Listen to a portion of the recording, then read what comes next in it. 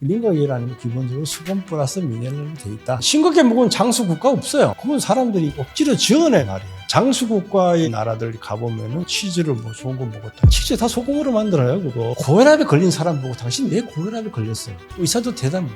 우리가 히말라야에서 갖고 오는 거 핑크솔트지만 철이 녹슬은 붉은빛을 띠잖아요. 그래서 걔는 붉은빛 띠는 거예요. 이상적인 소금. 소금이라는 그 인류 역사의 필수 물질을 떠나서 생명 역사의 필수 물질이에요. 생명이라는 개념 자체가 소금이라는 게 없으면 시작이 안 되는 개념이라는 거죠. 그러니까 생명 활동이라는 게 소금에 들어있는 미네랄 전기 작용에 의해서 이루어지는 것이기 때문에 소금이 없었으면 생명 자체가 시작이 안 된 거예요. 인류 문명의 시작점이 어디로 볼 거냐. 4대 문명 발상이자면 이집트, 황하, 메소포타미아, 인더스 이렇게 돼 있는데 왜 거기서 문명이 발달했을까? 왜 황하 문명이라고, 황하 문명이라는 게 저 베이직 북경 이쪽이란 말이죠. 거기는 기후가 별로 안 좋아요. 그거는 내륙지방이 겨울에는 춥고 여름엔 덥고 그렇단 말이에요. 남쪽에 가면 저 양지강 흐르는 데 가면 저 상하 이쪽에 가면 훨씬 좋은 데 많고, 학자들은 얘기는 거기에 강이 있었다라는 얘기를 한단 말이에요. 그러면 강이 거기만 있냐? 세계적으로 거대한 아마존 강도 있고, 미국의 미시시피 강도 있고, 중국의 양재 강도 있고, 왜 그런 데서는 문명이 안 생겼을까? 그런 의문이 있는 거예요. 그래서 쭉 제가 조사를 하다 보니까 다 소금하고 관련이 있다는 거예요. 소금을 만들기 쉽거나 소금 광산이 있거나. 그러니까 문명이라는 건 사람이 모여 사는데, 모여 살려고 그러면은 그게 소금이 베이스가 없으면 안 돼요. 문명이라는 건 요리가 있어야 되는데, 요리는 소금이 있어야 되겠죠? 농사 짓게 되면은 채식이 들어온단 말이에요. 그럼 소금이라는 게 없으면 나트륨 배출이 안 되잖아요. 그러니까 문명이라는 거는 소금을 공급할 수 있느냐 없느냐가 문명의 성장의 토대가 되는 거예요. 주변에 그게 없으면은 소금이 공급이 안 되면 사람이 모여 살 수가 없어요. 그러니까 나일강 사막이잖아요, 그죠? 소금 구하기가 무지 쉬운 것이고 만들기도 쉬운 것이고, 인더스 그게도 마찬가지예요. 그게 또 사막이에요. 황하 지역도 건조한데 비가 연중 오고 살기 좋은 데는 소금이 없단 말이에요. 우리나라에도 한강대 있었잖아요. 근데 그 4대 문명이 안 생긴 이유는 소금이라는 문제가 해결이 안 됐다는 거예요. 문명이라는 건 기본적으로 소금을 토대로 생겼대요. 모든 길은 로마로 통한다. 그 길은 뭐다? 소금길이었다는 게 뭐 다 나오는 얘기고, 모든 문명의 시작, 출발, 인류의 진화 모든 과정이 다 소금이라는 얘기예요. 소금이라는 걸 떠나서 문명이랑 얘기할 수, 인류 역사를 얘기할 수도 없고, 그리고 우리 인간의 생존 자체를 이야기할 수도 없다라는 말씀을 드리니까, 소금을 떠나서 나는 없고 생명이 없다라고 보는 게 정확한 지적이 아닐까 이렇게 생각이 됩니다.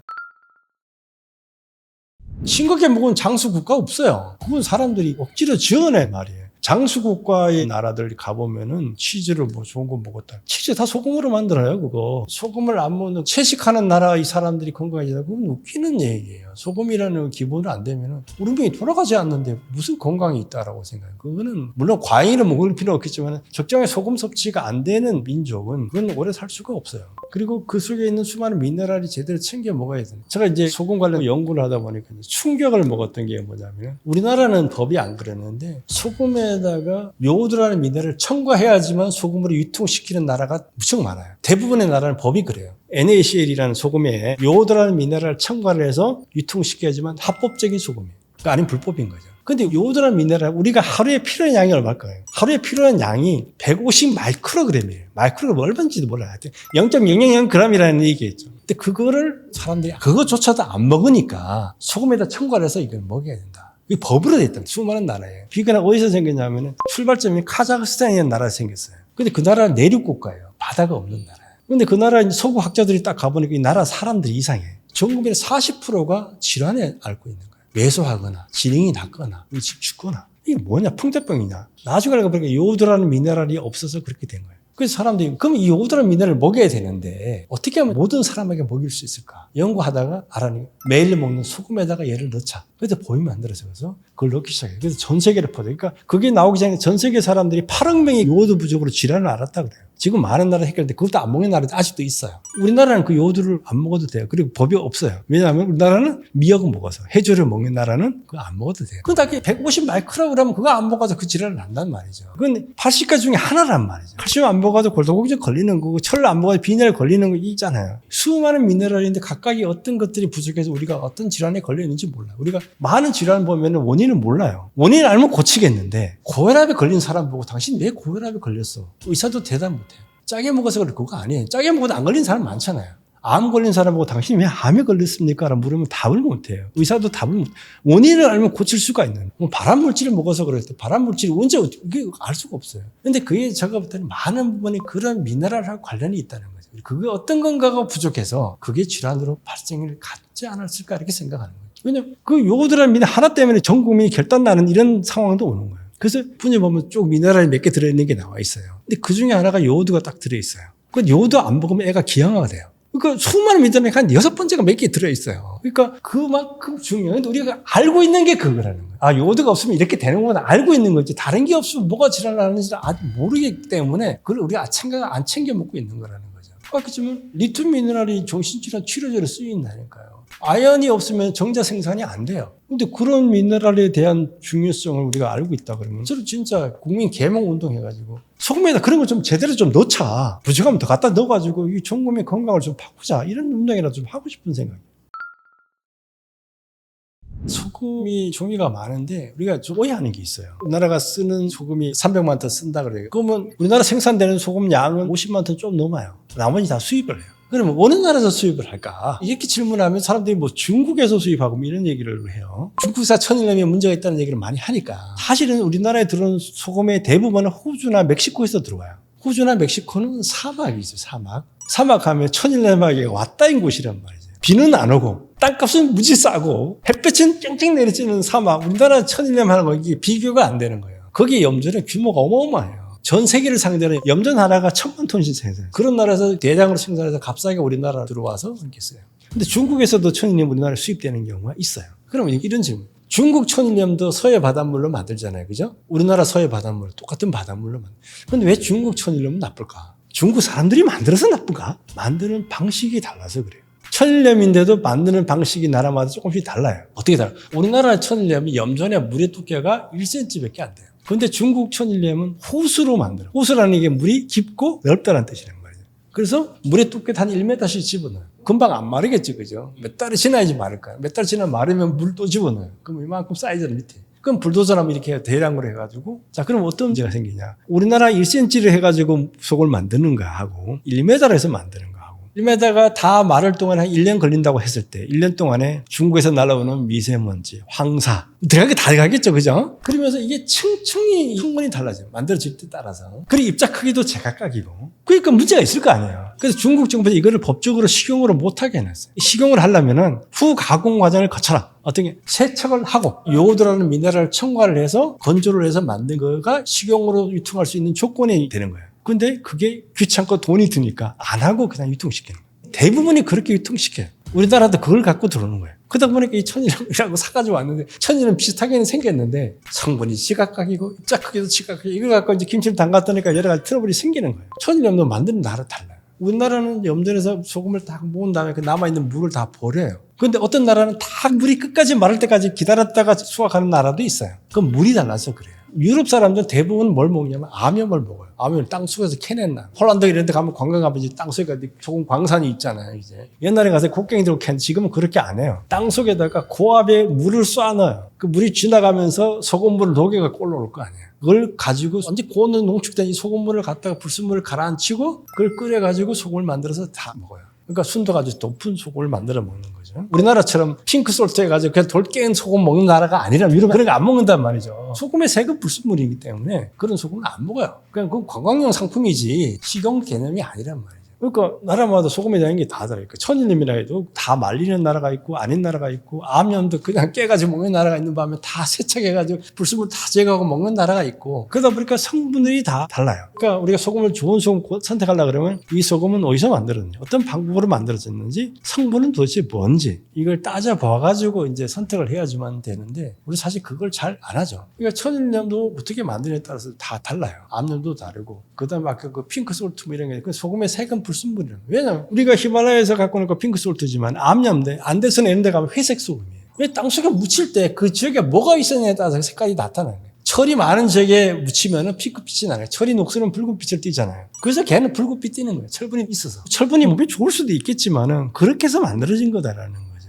그걸 좀 알고 드시면은 좋은 선택하지 않을까 생각이 돼요. 그래서 어쨌든 어디서 누가 어떤 방식을 만들었고 성분이 어떻다라는 것까지 확인하고 드시는 게 좋겠다. 이상적인 소금은 깨끗해야 되겠죠, 그죠? 미네랄이 제대로 살아있는 소금이면서 맛도 좀 좋아야 되겠다. 근데 이제 천일염에서 간수 성분을 뺀 이유가 간수가 마그네슘인데 마그네슘 쓴맛이 나기 때문에 빼버렸단 말이죠. 제가 만든 이 소금은 간수 성분인 마그네슘이 100% 그냥 그대로 다 들어있어요. 그럼 원래는 써서 못 먹어야 되는 소금이에요. 쓰지 않게 만드는 기술이 있어요. 그래서 성분이라는 것을 좀 잘 보고 선택을 해서 드시고 어떻게 깨끗하게 만들었느냐 이것도 좀 보셔야 되고 그다음 물에 잘 녹느냐 맛있냐 이런 것도 감안해서 드시면 좋겠다. 링거액 0.9%의 소금물이에요. 우리 몸의 체액의 성분하고 같아요. 링거액을 만든 사람이 링거 박사라는 사람이 만들었어요. 이 사람이 링거액을 만들기 위해서 이제 여러 가지 실험을 했어요. 몸에 피에 0.9% 소금이 있다는 건 아니까 그러면 물에다가 얘를 넣으면 되겠다. 그냥 수혈을 해줘야 되고 피가 모자라거나 뭐 여러 가지 문제가 생기는데 좀 넣어주면 좋겠다는 생각을 했어요. 그런데 아무리 0.9% 소금을 넣어가지고 물에다 타가지고 해도 이게 안 되는 거예요. 그때는 개구리 심장을 꺼내가지고 일단 남아놓고 물 넣어가지고 뛰냐 안 뛰냐를 갖고 실험을 했는데 아무리 해도 안 뛰는 거예요. 0.9%는 맞는데. 그런데 어느 날 이 사람이 이제 자리를 비웠어요. 그리고 조교보고 야, 네 실험 좀 계속 해라. 근데 갔다 왔더니 조교가 심장이 뛴다는 거예요. 그래서 다시 한번 해봐라. 이게 안 되는 거야. 네 도대체 어떻게 했는데 다시 한번 복기를 해봐라. 그랬다니까 이 조교가 원래는 증류수 물을 만들어가지고 거기다가 실험 넣어가지고 그러지 정확하니까 이렇게 했는데 그러다 귀찮으니까 수돗물을 갖고 간 거야. 근데 그 수돗물을 분석해 보니까 거기에 미량 미네랄이 있는 거야. 나트륨 말고 칼슘과 마그네슘 얘들이 들어있는 거야. 아 이거구나. 그래서 그걸 측정을 해 찾아가지고 그걸 넣었더니까 이제 뛰기 시작한 거야. 그래서 0.9%의 나트륨의 물이 아니고 거기에 마그네슘, 칼슘이 조금씩 들어있어요. 그렇게 돼서 만들어진 게 링거예요. 그게 더 있음으로 인해서 의학의 혁명이 일어나. 당장 쪽구사 피가 모자라는 사람들 병원에 들어가면 그거 넣어주면 다 안정을 줘요. 왜냐하면 소금물이 보충이 되니까. 피의 기본적인 전해질 균형을 갖추고 0.9%를 갖춘 애가 들어와서 양을 맞춰주니까 얘가 이제 돌아가는 거예요. 피는 아닌데 0.9%의 양이 들어왔다는 게 중요한 거예요. 걔가 들어오므로 해서 돌아가니까 그게 이제 수많은 사람들을 살리는 거죠. 전쟁에서 뭐 팔다리 잘리고 이런 사람들한테 당장 체액이 빠져나가서 균형이 깨졌는데 걔를 공급해 줌으로써 살아나는 부분이고 걔를 통해서 모든 치료 활동이 시작되니까. 그래서 기본적으로 이런 연구가 있어요. 삼성 바이오로직스나 셀트리온은 세포 배양하는 회사예요. 돈 엄청나게 벌잖아요. 세포 배양을 하면 먹이를 줘야지 얘가 클 거 아니에요. 그걸 세포 배양 배지라고 해요. 근데 그게 뭐냐면 일종의 인공 혈액이에요. 우리 세포는 피를 먹고 자라요. 그죠? 피를 통해서 간 영양물질 먹고 얘가 살아잖아요. 그러니까 피를 공급해줘야 되는 거예요. 그래서 그런 거를 이제 만들어낸 회사가, 메이저 회사가 몇 개 있어요. 우리나라는 그런 거 못 만들어요, 아직도. 그러니까 셀트리온이나 삼성 바이오로직스는 전량 수입을 해요. 매년 5천억씩 들여가지고 수입을 해가지고 그거 갖고 세포 키워가지고 약 만든단 말이에요. 근데 그게 오리지널 제품은 어미소 뱃속에 있는 송아지의 심장에서 꺼낸 걸로 만들어요. 잔인하죠. 윤리적인 문제가 있고. 귀하잖아요. 그리고 아무 소나 되는 게 아니고 항생제 안 먹고 풀만 먹은 애. 약이 들어가면 안 되니까. 그래서 1리터에 200만 원씩 해요. 근데 그게 너무 비싸니까 대체제들이 조금 만들어져가지고 근데 걔를 또 섞어야 돼요. 그래도 1리터에 한 20만 원씩 해요. 물인데. 거기에 들어있는 게 결국은 NaCl 기본으로 해서 들어가는데 근데 거기에는 NaCl만 넣어서 되는 게 아니고 수많은 미네랄이 따라 들어가야 돼요. 그래서 링거액이라는 건 기본적으로 수분 플러스 미네랄로 되어 있다. 그게 우리 몸에 들어가서 전해질 균형을 맞춰줌으로 우리 생명에 공헌한 역할을 하고 있다. 이렇게 보시면 돼요. 소금을 안 먹는 사람들이 있다 그래요. 두 부류가 있는데 하나는 에스키모인, 그 다음에 하나는 아마존에 사는 원시 부족 중에 그런 부족이 가끔씩 있다. 왜냐하면 소금이 없으니까. 아마존이라는 데는 비가 맨날 오는 데고 거기는 암염도 없어요. 소금 구할 길이 없죠. 원시 부족들이니까 네트워크가 안 돼 있으니까. 에스키모인들도 마찬가지예요. 거기에 소금 만들 수도 없으니까 소금을 안 먹는다 그래요. 근데 에스키모인들이 살아갈 수 있는 이유는 뭐냐면 에스키모인들은 고기만 먹어요. 고기는 그 속에 걔가 소금을 갖고 있어. 야채를 안 먹기 때문에 칼륨을 안 먹기 때문에 이것만 가지고도 기본적으로 살 수 있어요. 그런데 에스키모인들 평균 수명 40을 못 넘겼다 그래요. 아마존에 있는 부족도 똑같이 마찬가지일 거다. 소금을 안 먹고 살 수 있는 방법은 없다. 어떤 식으로 그 사람들도 먹었기 때문에 살아남은 거지. 그렇지만 그것도 건강하게 살지를 못했다라는 게 정설이에요. 그러니까 소금은 먹어야지 된다. 왜냐하면 우리 몸이 구성 물질이고 그게 돌아가야지 되는데 0.9%를 안 먹으면 어떻게 유지하겠어요? 그 방법이 없다는 거죠.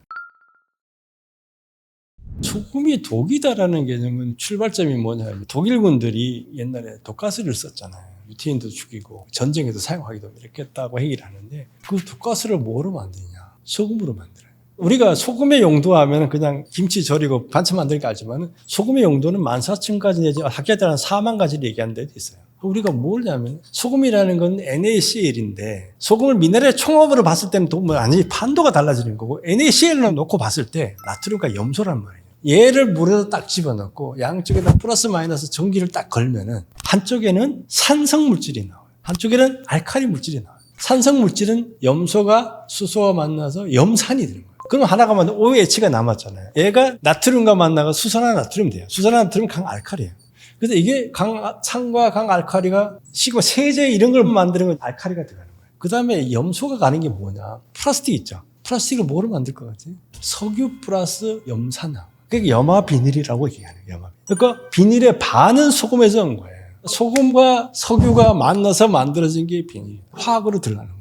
그런 모든 부분에서 얘들이 들어가서 만들어지고 쫙 사용하다가 다시 합쳐지면 소금을 만들어지니 우리나라가 1년에 소금을 한 300만 톤을 써요. 근데 식용으로 쓰는 거는 50만 톤밖에 안 돼요. 나머지 250만 톤 다 화학공업으로 가요. 어쨌든 그 염소가 가스화되면 이게 독가스가 되는 거예요.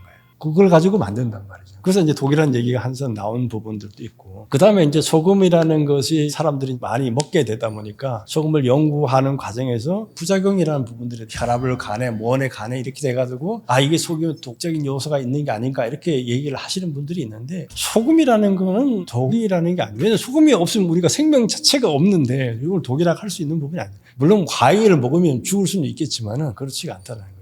그리고 소금은 과잉을 먹을 수가 없어요. 소금을 입에다가 과잉을 넣으면 어떻게 될까요? 대부분 토해요. 그리고 조금 더 물에 타가지고 이렇게 먹게 되면 관장을 하는 게 다 소금물로 한단 말이죠. 관장효과가 쫙 나가요. 왜냐하면 흡수가 안 되는 거예요. 몸에서 그걸 받아들이지 않아요. 근데 우리가 소금 많이 먹는다는 개념이 흡수가 된다는 한계 내에 있다라는 거예요. 과잉을 먹으면 쫙 나가든가 나오든가. 그러면 그 생체에 거의 반응을 하도록 돼 있어요. 그렇기 때문에 소금이 독이 될 리는 없어요. 근데 소금을 갖고 이제 화학적으로 하다 보니까 독가스도 만드는 사람이 있는 거고, 과잉을 먹어서 여러 가지 부작용이 있는 분들이 있겠지만은, 그때 과잉도 먹고 싶어도 그렇게 못 먹는다 말씀드릴 수 있습니다. 혈과 속에 돌아다니는 게 혈액인데 혈액은 소금물이란 말이죠. 걔가 제대로 순환에 돌아가면서 그 안에 있는 찌꺼기나 이런 걸 잘 빼줘야지만 혈관이 깨끗해지는 거잖아요. 그죠? 근데 그게 불충분하거나 나트륨이 이게 부족하게 되면 얘들 혈액 흐름이 정체되거나 끈적끈적해지거나 여러 가지 돼가지고 그게 쌓이게 되는 부분이 생기는 거예요. 그러니까 얘가 제대로 순환해주면 혈관 청소하는 효과들이 있는 거죠. 미세 혈관까지 걔들이 다 돌아다니는데 그걸 해줘야 되는데 그거를 못 해주면 혈관이 문제가 생기는 거죠. 그러니까 고혈압 환자분 얘기하면서 걔가 가서 혈관을 막아서 이게 나아요. 소금이라는 거는 미네랄이기 때문에 미네랄 크기가 무지 작아. 전기적인 성질을 띠는 애들이기 때문에 그 모세혈관을 죽이고 이런 애들은 영양물질이 하는 거지 애들이 하는 건 아니란 말이에요. 그러니까 걔들이 제대로 들어가서 구석구석 청소를 해주고 돌아주고 노폐물을 빼서 빨리 소변으로 배출해주고 이 역할을 해줘야지만 혈관이 깨끗해지는 거예요.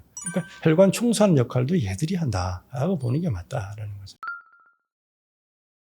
소금이라는 게 화학공업의 기초가 되니까 그것도 기본도 있어야 되고, 그 다음에 수많은 미네랄들이 우리 인체에 미치는, 생명에 미치는, 건강에 미치는 영향들이 조금 밝혀진다 그러면은 그 각각 하나가 의약품 개념으로 올라갈 수가 있어요. 그리고 또 세포를 키우는데 여러분 영양물질도 필요하지만 미네랄이 필요하다는 거 다 밝혀졌기 때문에 이걸 제대로 균형 있게 잡힌 걸 만들어내면은 세포를 키워서 의약품 만드는데 훨씬 더 기여를 할 수가 있고, 우리가 줄기세포도 뭐니 다 키우는 게 그게 얘들이 약간 연관이 있기 때문에 그런 부분에 의학혁명으로 갈 수 있는 여지도 있고, 각각 자체가 의학혁명으로 갈 수도 있고, 그 다음에 이게 화학공업적으로 가서도 갈 수 있는 여지들이 있기 때문에 이 소금이라는 부분을 NaCl 하나로 봐서도 영향이 크지만은 NaCl 플러스 바다의 미네랄 총합으로 볼 때 이건 무궁무진한 영역이고 의학의 혁명에 이룰 수 있는 부분들도 있다. 우리가 지금까지 진짜 놓쳤던 것들이 나트륨 하나를 보고 이게 좋니 폐니만 이런 거를 너무 봤다. 나트륨 플러스 수많은 미네랄 집합질의 소금을 보면은 칼슘도 연구해야 돼요. 칼륨도 연구해야 되고 아연도 연구하고 리튬도 연구하고 이런 것들 다 찾아가지고 연구하고, 그게 우리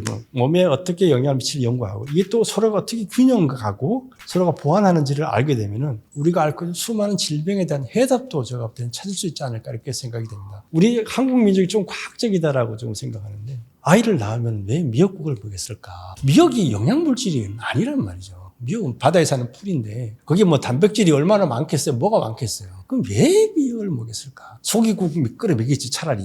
그래서 요오드라는 미네랄에 주목을 하게 됐던데, 가는 아이가 뱃속에 있을 때 요오드라는 미네랄이 부족해지면은 얘가 질환에 걸려요. 그리고 얘가 나오면 이제 기형아가 되거나 여러 가지 문제가 생겨요. 근데 태어나서 2개월 이내에 요오드가 보충이 되면 정상으로 바뀐대요. 근데 엄마가 먹잖아요, 미역을. 미역에는 요오드가 되게 풍부해요. 모유를 통해서 전달이 되는 거예요. 그럼 그 문제 해결돼요, 깔끔하게. 그런데 그게 안 돼서 기형아가 되는 사람들이 되게 많단 말이에요. 다른 나라에는. 그래서 요오드가 아까 전 필수 물질로 첨가를 해서 다 먹인 이유가 거기서 오는 거예요. 근데 우리 조상들 그걸 알고 있었던 거죠. 이게 영양가가 있었던 게 그 하나 때문에 제가 볼 때는 먹인 거예요. 그러니까 그런 면에서 우리가 생명의 물질로서 미네랄 우리가 좀 다시금 보고 관심을 기울인다 그러면 우리나라도 의학 사람도 발전하고 우리 인류의 수명이나 건강도 훨씬 좋아지지 않을까 이렇게 생각합니다.